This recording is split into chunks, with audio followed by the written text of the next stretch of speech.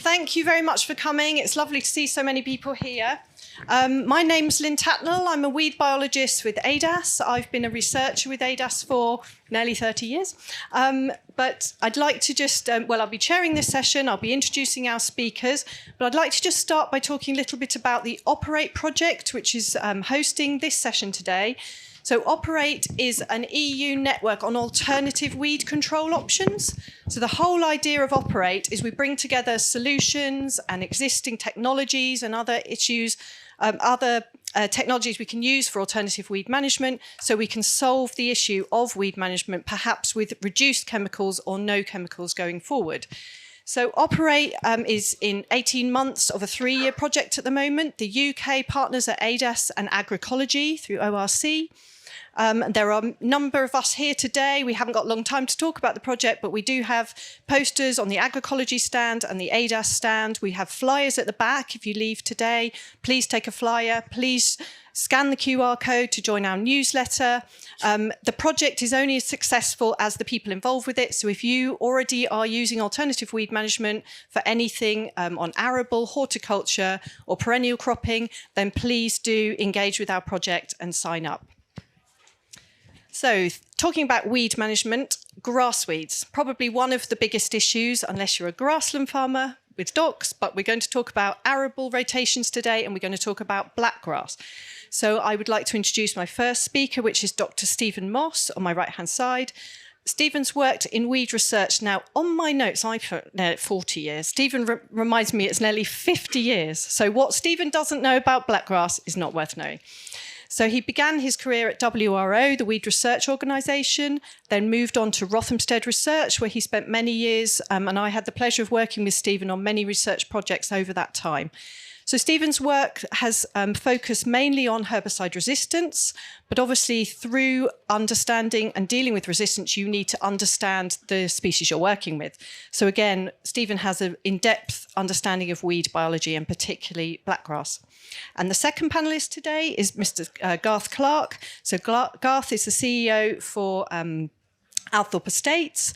He's got a keen interest in regenerative systems and sustainable agriculture. And the estate is now in a phase of organic conversion. So blackgrass is one of their biggest challenges going forward with this. So Garth will be providing a really practical insight into how they're tackling this problem into their conversion phase. So I think that's probably enough for me. I'm going to hand straight over to Stephen as the first panellist to just set an outline and set a brief for to set the scene for blackgrass, but we're going to then take questions from the audience as we go. So I will hand over to Stephen to start off. Thank you very much. Right, well, good morning. Summarising 50 years research in 7 minutes is quite a challenge, but I'll do my best. And I think what I want to do is to highlight 5 key aspects of blackgrass agroecology, which I think underpin any successful long-term management strategy. And the first one of these is seed longevity in the soil. And on average, blackgrass seeds decline is about 70% per year. That's faster than many weeds. But the big but is you may be starting with 50,000 blackgrass seeds a square metre in the soil. And I recorded that and higher levels in many commercial fields in the past. So even 1% of 50,000 is 500 seeds a square metre. So it does highlight, the problem, because you can't say blackgrass has been eradicated. So while populations can decline quite fast if you can stop seed return, it clearly is going to be a long-term, many years are required to really drive down the populations to low levels. I should just say the 70% decline in the seed bank is where the soil is disturbed once a year by cultivations. So a very good question to ask when it comes to that is, what's the seed decline where soil is undisturbed, under grass lays or under regen ag without any cultivations? Right, the second point is seedling depth of emergence. Blackgrass seedlings can only emerge from seeds within the top 5 centimetres of soil. So clearly cultivations have a big effect on the redistribution of seeds up and down the profile and where they may be, and also the chance of them actually emerging. So it can have a big effect on populations, and that has to be factored in. Cultivations are an important factor in understanding sort of blackgrass dynamics. And I have to add that I think ploughing can be a good thing as a reset tool for blackgrass, but not only that, for many other purposes, and I know that may be not the sort of thing to say at Groundswell, but I really believe that rotational ploughing will become to be seen an integral part of regen ag in the longer term, but that surely must provoke some discussion. Thirdly, seedling emergence patterns. 80% of blackgrass emergence typically occurs in the autumn, September, October. Of course, it varies somewhat, and that 20% in the spring can clearly be important. I'm not saying it isn't. But later autumn drilling and especially spring cropping can reduce weed populations by allowing more to be killed before you actually sow the crop. And clearly it's easy to control blackgrass and kill it before you're sowing a crop. So that's really quite important. Fourth point is seed shedding in winter wheat. Really goes from mid-June and most is shed by harvest. The start of viable seed shedding in mid-June has been remarkably consistent in the 40, 50 years I've worked on blackgrass, and that's probably because blackgrass head initiation is initiated by day length rather than temperature. So clearly day length doesn't change very much even with global warming, and so that has been remarkably consistent. Excuse me. And so one of the conclusions must be that it's important to cut or spray off patches of blackgrass before mid-June.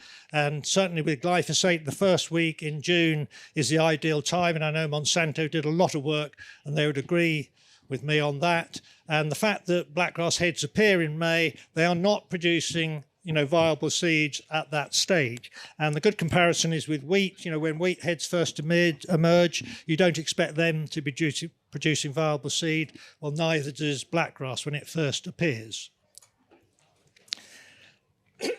And the fifth point is the population dynamics. If we put all the work we know about the different aspects of blackgrass biology together, you can show quite clearly that populations, given given favourable conditions, can increase by tenfold per year, and certainly I recorded higher annual increases than that, but certainly 10 times per year is very easily achieved, and you need very high levels of control, 95% plus, to stop blackgrass increasing. And of course that's been a big challenge with herbicide resistance, where getting high levels of control has been really difficult. And resistance in blackgrass occurs in virtually all fields where herbicides have been sprayed regularly, and that situation is pretty unique worldwide. There aren't many other weeds worldwide or countries where you'd say resistance is present in every field, and that really is the situation certainly in England. So what you need is clearly an integrated strategy, which includes both agronomic, cultural and herbicide approaches. These need to be fully integrated into a long-term control strategy. And one of the things I did with Tom Allen Stevens was produce this 5-for-5 approach. And this was given quite a lot of publicity a few years ago, and leaflets are available at the front here if anyone wants to take one, along with other leaflets, things on like brome identification, etc. So do help yourself to those. I'm quite pleased to get rid of those because I'm going to soon fully retire, and I'd like to get shot of them before I do. So two caveats. I think it's important to say the values I've quoted are averages, but they are good averages. They've been based on a lot of work, not just by me, but by many other people over the year.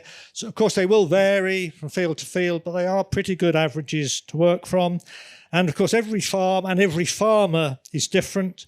So the best approach to combating blackgrass will vary too. There is no magic bullet, as I'm sure you're aware, but there's a lot that can be done.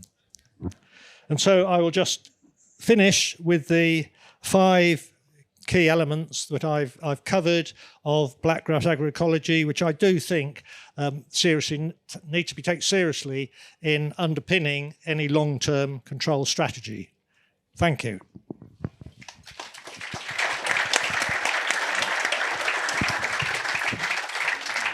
Okay, we're just going to hand over to Garth to outline his aspects, and then we'll take questions. Thank you very much.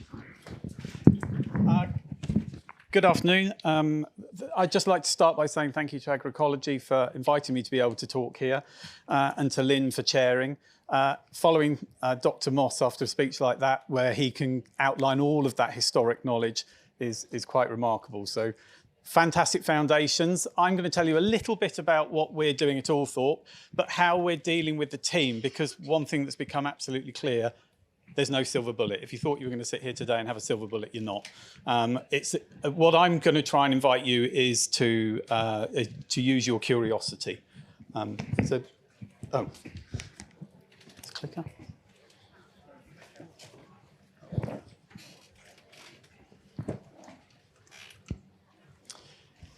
So, as I said, my background, I've just completed the Nicole Masters Create course, which was run here last year, and we're definitely using that with the team at Althorpe to how do we present ourselves and how do we look at problems. And it's a really good way is see what you see, hear what you feel, see what you see, hear what you hear, and feel what you feel. What do you see when I show you these pictures? I mean, these are blackgrass patches. I don't know how clear they're coming up. And these are fields that we are looking at after at Althorpe. This is a field of oats, for instance. And to the normal eye, and in my eye, we find the problem. What we're doing is actually starting to look for where the problem isn't. What could be the difference that makes the difference? Where the blackgrass is, do some soil sampling. Where the blackgrass isn't, do some soil sampling. And it's really an invitation for you to get out into the field, look at things differently, see what you see, hear what you hear, and feel what you feel. And we're all doing that. We do it with the livestock, and we're really paying attention to what it is we walk into. The other thing, I think it's important to know yourself in all of this, and to actually know your enemy. And it was Dr. Sun Tzu, who was a Chinese general. He said, if you know your enemy and know yourself, you need not fear the result of the battle. If you know yourself but not the enemy, for every victory gained, you will also suffer a defeat. And the last thing was, if you know neither your enemy nor yourself, you will succumb. When we've got information like we have from Dr. Moss, we've got a really good starting point. So we understand a lot about blackgrass, but it's site-specific. It's going to be it's the context of the farm, the field, the part of the field you're in, and each of it's going to be nuanced. So you've got to take so much into account. I shamelessly plagiarised this from Nicole Masters, and it's how, again, to look at problems, and we call it the 5 M's. There's microbes, management, and the rest. One of the things that we'll do, whether it's cattle or arable, is get into the field and do your mineral and microbial testing. There's a real opportunity there to do the parts of the field with it, the parts of the field without it, as I said.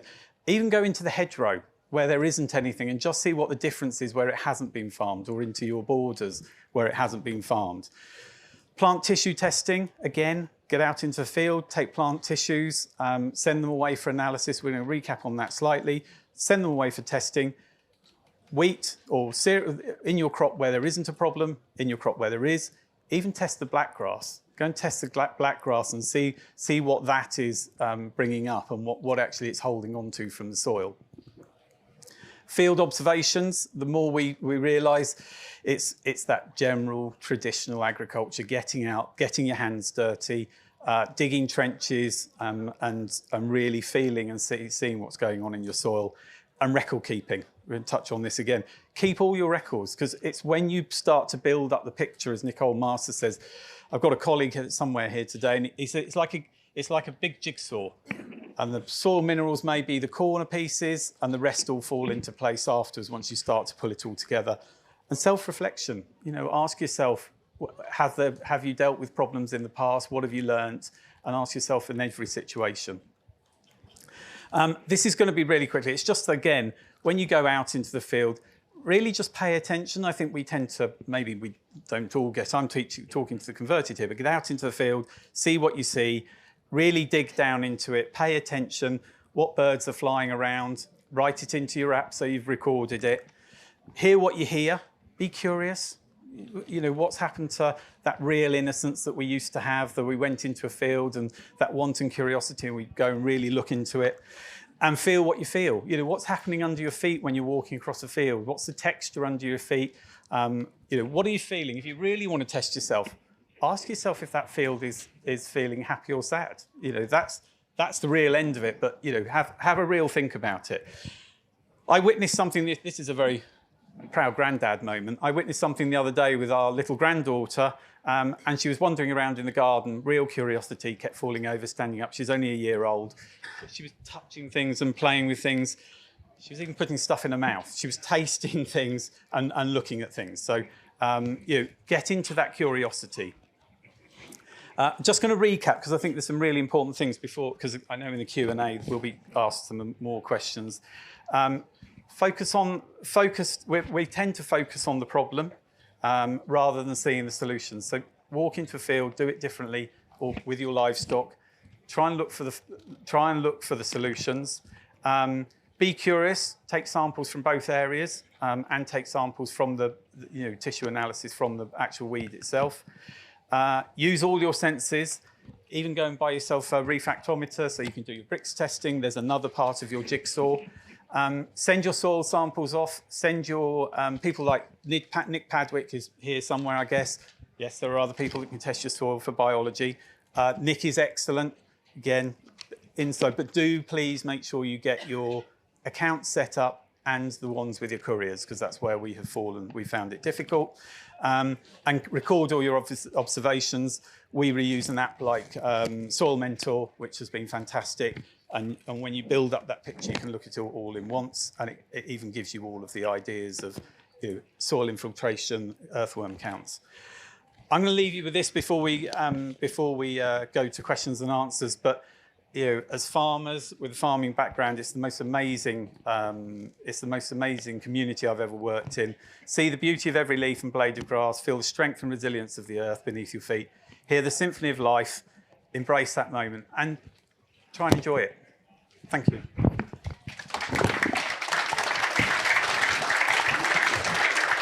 Okay, thanks Garth and Stephen for setting the scene there. So we will now open the floor for questions. As Tom is right in front of me here, we will start with Tom. Yes, thank you very much. Tom Allen Stevens, British on Farm Innovation, Oxfordshire farmer, and a herbaholic. I'm addicted to herbicides, have been for over 30 years. Even though I helped you put together that 5x5 thing 5 years ago, Stephen, I know that I'm still more reliant on herbicides for more than 80% of my control of blackgrass. The difficulty I have is about measuring it, and both of you have talked about it. I know I've got a lot of blackgrass, but I don't know exactly how much. I don't feel I have the tools to measure it. Until I have the tools to measure it, I don't know whether I'm going in the right direction or the wrong direction. So what can I do to help me measure the blackgrass that I've got in my soils and in my fields? Well, depends how much time you've got. I mean, clearly you could go out with a quadrat, like researchers do, and count. But I know some farmers and agronomists, do a score of fields every year, and I think that's quite useful. Maybe take photos, so you really have some clear idea whether the blackgrass is getting worse or better. And I think, quite a lot can be done fairly simply without sort of going to that extreme. If you're talking about seed banks, you're talking about really a hell of a lot of work.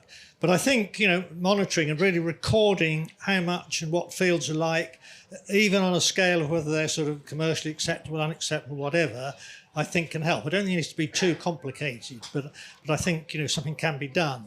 I think, one thing I should mention about Tom, he might not like me saying this, was I used to say to him when he was editor of CPM magazine that surely with all these technical articles he wrote, and read presumably, his farm must be immaculate because he had all this technical advice which he was getting by being editor of the magazine. And then he put it very succinctly. He said, yes, it's one thing to read it, it's another thing to put it into practice. And I think that was a very salutary comment, a very brave comment. So I think there's something you can do, but it needs thinking through and it can't be too onerous. But even a simple scoring system, can be, I think, quite useful. Yeah. If I may, I'll just jump in, answer Yeah. that as well. Thinking about your seed bank and thinking about your seed return each year and actually what's in the seed bank. So I think we think about what we can see, but following on from what Garth's saying, understanding your fields, knowing and feeling it and knowing what's there, you know what's in your seed bank. And if you are going to change your rotations or change what you're doing, how long can you leave that buried so that seed declines in your seed bank? So being aware of your field, your rotation, and really thinking about what's underground as well as what you're seeing above ground. So could we take another question from the floor, please? Thank you, Tom. Question over here, thank you. Hi, Stephen. Obviously, your observation that rotational ploughing could become an integral part of regen ag will create a bit of discussion. Do you have a feeling of how often we ought to be doing it, or will it just vary completely from farm to farm? Yeah, I don't think there must be a rule of thumb, but I don't think it's too often. Maybe once every 5 or 6 years. But I have been in touch with both Philip Wright and Paul Paulson. David Paulson from Rothamsted, and they would both agree that there are other benefits of rotational ploughing. For example, putting down immobile nutrients down at depth. I mean, if you've got phosphate, for example, which is very mobile, if you're not cultivating at all, how does the phosphate get down there? And other immobile nutrients, and maybe liming when you're liming, and I think that's one factor. And I think Philip Wright also agrees that occasional ploughing can be useful to take out surface compaction, but I think it's probably once every 6, 7, 8 years. But it will depend very much on the individual farm, and there'll be some soils where it's not appropriate. Of course, it's not to say it's a broad generalisation, but I do think it has benefits, and sort of many of these other people do as well, but it has to be done well. I think that would be the key point. What Philip Wright would say, if it's not done properly, it's not worth doing, and how it fits into the rotation needs to be thought through. When's the best time to do it? When the conditions are best to get the best ploughing done. But I really do think it will be something that's recognised as an integral part of the system. Yeah. Thank you. Another question from the floor. The gentleman here, please. Yeah, my name is John Jeffries. Shallow ploughing, just to follow up on that question there. Shallow ploughing, I've been sort of considering ploughing at 100 millimetres instead of a traditional sort of 200, 250 mils. Have you got a view on that? And also, in the regen system, I seem to be being pushed very, very hard by brome grass, by great brome, which seems to survive absolutely anything you throw at it. Have you got a view on controlling the brome grass? So maybe a view from Garth on ploughing is Althorpe using ploughing as well? Yes, I think I do think ploughing, and I think it's site specific. So the 100 millimetres in certain fields, in certain places, I think would absolutely work. We know that because of the work Dr. Moss has done, that they're going to grow from 5 centimetres upwards. So there is an opportunity there. I would go back to those basics of really getting down into the soil, doing your trench, having a look, taking samples, building up a really big picture as much as you can, and look at the solutions that come out of that. It'll be amazing what comes from your bacterial counts, your fungal counts, your soil testing, and draw up that picture. Okay, thank you. And I think the second part of the question was about brome grass, so maybe I'll pass over to Stephen just to mention just to add bromes. to something, I think the shallow ploughing can work, but it has to be done properly. And I can recall one farmer this is way back in the 70s, who's been direct drilling for many years, had a mega blackgrass problem, and he never did things by half. So he'd heard about these shallow ploughs, and he did most of his 1,000 hectares with a shallow plough, and it was really a waste of time, because all he did was mix up the top 10 centimetres, and he'd really achieved nothing more than sort of a tine cultivations, and that didn't have much effect on the blackgrass, where we'd done trials on the farm showing that burial by ploughing to 20 to 25 centimetres reduced the blackgrass population by over 80%. And he recognised, he'd actually undone. It was actually a waste of time in that case, because he'd just moved all the blackgrass seeds from the surface after long-term direct drilling down to sort of a mixed, in 10 centimetres throughout that profile. So I do think it depends how good and what the soil's like and how suitable it is for shallow ploughing. But it can work, but, it has to be done with care. Certainly bromes can germinate from deeper. Bromes are certainly encouraged by minimum tillage and direct drilling. So if one can bury them, and the deeper you can bury them, the better generally. And of course, bromes don't tend to survive as long as blackgrass. So in theory, bromes should be easy to control with effective ploughing, but it is a case of getting them down deeper, and probably down to 10 centimetres, which again does come back to getting good inversion. Okay, thank you, Stephen. One more question. I think the gentleman here has the microphone. Yeah, hello. I understand there are a number of straw rakes that are gathering and getting weeded up in the nettles on farms. What's your opinion of straw rakes? Do they help the germination of the blackgrass or not? Okay, is this Garth? Are you in experience with? No, Stephen. No, I haven't much direct experience, but I think they can, and of course, there's several factors to that. If the sort of straw and chaff is not very really evenly distributed, then the straw rakes can even that up to some extent. But I would like to see more data on their real value. But I don't sort of say they're a waste of time. I think they certainly do have a role, but I haven't got really much data from my own work that would actually say one way or the other how effective they are. But I think they are quite a useful tool. Yeah. Okay, thank you. One more question. Right, one more question. The gentleman at the back there. It's okay to shout. Thank you. I'm going to ask the question you asked us to ask, and that is, what's the decline under perennial cropping, because it's applicable to me. Yeah. I'm glad you asked that. I'm glad someone's on the ball. Very good question. In the work I did, and this is going back some years, on undisturbed ground, blackgrass seed thrived in the soil, the decline was about 60%, per year, rather than the 70% where it was cultivated. So it doesn't sound like a huge difference. We certainly got quite a decline under undisturbed soil, under grassland or under direct drilled land.